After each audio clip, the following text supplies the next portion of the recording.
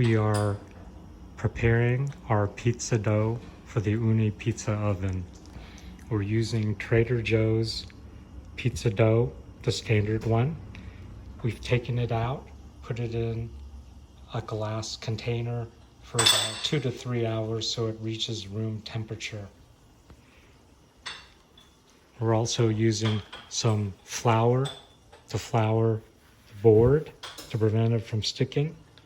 And we also have some semolina to coat this surface so the pizza dough does not stick to the Ooni pizza. And now we have a rolling pin and a spoon.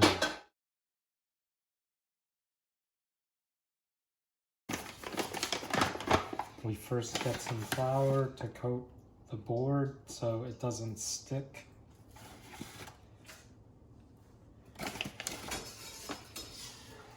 And we also get some to coat our hands, which have been washed so they don't stick. And we take the dough that has been warming up to room temperature for about 2 to 3 hours. Right, you can see it's still just a little sticky. And now we're gonna turn it into a dough ball by pulling it apart, pushing it in, turning it 90 degrees, doing it again, 90 degrees, pulling it, bringing it in, pulling it, bringing it in. It's a little dough ball, and we can coat it with a little bit of flour. So we're continuing to make our pizza using Trader Joe's dough. So we've let it sit here for about 20 minutes in a dough ball so it can rest a little. And we have our flour on the board, and I'll dust my fingers with a little bit more flour. And we're trying to make this the easiest way possible, buying stock store dough, not making our own dough, and using tools like this roller. So we lay it out here and we push back and forth and sideways all the way in each direction. I haven't been able to use this tool to totally form it into a nice flat pizza, but it's a good start. And be sure you go all the way each time, go down and up, and it'll give us one of this shape. Now we start stretching it different ways.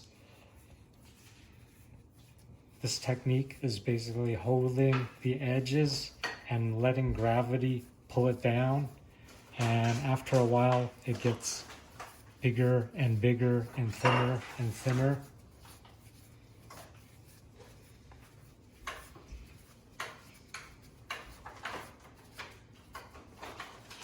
We also can grab it by the bottom with our fingers and just pull out to stretch the dough. Just pull it and stretch the dough. And we do this again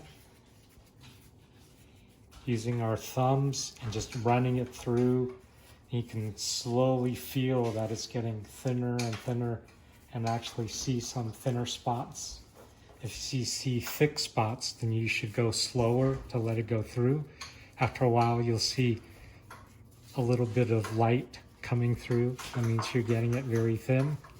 Then now we revert back to the stretching method. Put your fingers there and pull it out, rotate. Do the same thing again. Do it once more. And as you can see, the pizza has gotten bigger. And we'll do this one more time. And some areas are very thin, so we have to quickly go through them. So we can put the pizza down and with our fingers push from the inside toward the outside to build up the crust on the edges. Again, we have the flour on the board so it doesn't stick. You can feel some thicker areas that you can stretch out further. And one more time, using our thumbs, we can feel some really thin areas, so we quickly go through those. And let the other areas sag a little bit more. And we do one more time, fingers on the bottom, and pull it out. Rotate, do the same thing. Do the same thing. And we can see the pizza is getting bigger and bigger, and it's actually round.